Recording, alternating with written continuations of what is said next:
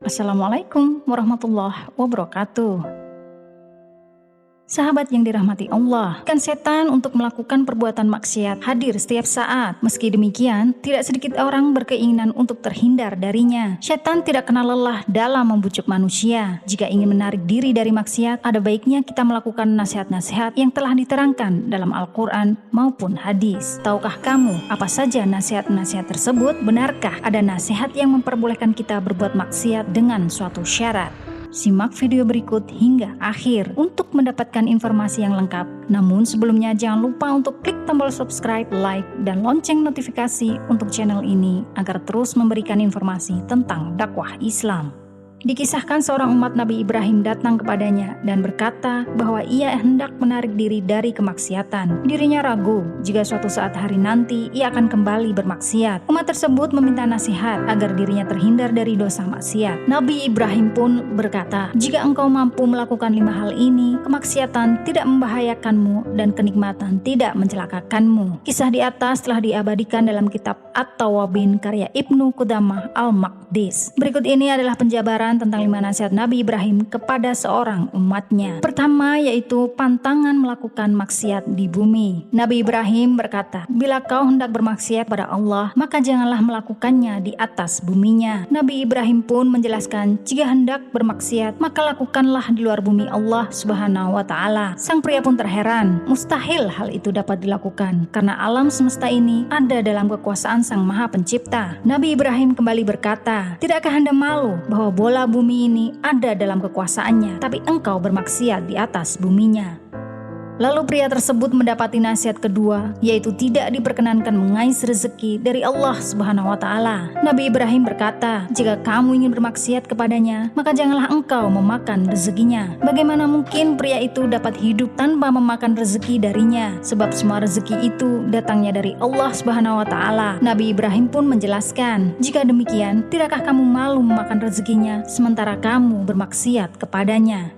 Pria itu tak habis pikir dengan kedua nasihat sebelumnya. Ia pun mendapati nasihat ketiga, yaitu temukanlah tempat yang tak dapat dijangkau oleh Allah Subhanahu wa Ta'ala. Nabi Ibrahim pun menerangkan, jika kamu bersikeras untuk bermaksiat kepada Allah, maka bermaksiatlah di suatu tempat yang Dia tidak akan melihatmu. Lagi-lagi pria itu terheran. Benarkah ada tempat yang tidak akan dijangkau oleh Allah Subhanahu wa Ta'ala, sedangkan Allah melihat segala sesuatunya yang tersembunyi? Ketika malaikat maut datang menjemput, hendaklah engkau menolak turut besertanya. Demikian itu nasihat yang keempat Nabi Ibrahim kepada umatnya. Ketika si pria tengah bermaksiat, kemudian datang malaikat maut, maka mintalah agar menunda kematiannya. Tentu saja hal tersebut tidak dapat dilakukan, sesuai dengan firman Allah Subhanahu wa Ta'ala. Tiap-tiap umat mempunyai batas waktu. Apabila telah datang waktunya, mereka tidak dapat meminta penundaan atau percepatan sesaat pun. Quran Surat Al-A'raf ayat 34. Nabi Ibrahim pun berkata, "Jika engkau telah menyadari hal itu, lantas mengapa engkau masih mengharap keselamatan?" Nabi Ibrahim berkata, "Apabila malaikat Zabaniyah mendatangimu untuk menyeretmu ke neraka jahanam, maka janganlah engkau ikut mereka." Demikian itu adalah nasihat terakhir yang disampaikan Nabi Ibrahim kepada umatnya. Pria tersebut menyadari bahwa malaikat tidak akan mendengarkan kecuali perintah dari Allah Subhanahu wa Ta'ala. Nabi Ibrahim pun menjawab, "Tidakkah kamu malu kepada Allah setelah mengetahui seluruh penjelasan ini?" Demikianlah nasihat yang disampaikan dari Nabi Ibrahim kepada umatnya demi terhindar dari maksiat. Telah ditegaskan bahwa tidak ada ruang untuk melakukan maksiat, tidak ada tempat untuk berbuat maksiat, sebab semuanya ada dalam pengawasan Allah Subhanahu wa Ta'ala. Alam semesta, rezeki yang tersedia, segala hal yang ada di jagat raya ini adalah miliknya dan berada dalam kekuasaannya. Para malaikat hanya tunduk pada perintahnya. Isyarat kekuasaan itu terdapat di bumi, termasuk pada diri manusia. Demikian ini sesuai dengan firman-Nya. "Dan pada penciptaan kamu dan pada binatang-binatang yang melata yang bertebaran di bumi terdapat tanda-tanda kekuasaan Allah untuk kaum yang meyakini." Quran Surat Al-Jathiyah ayat 4.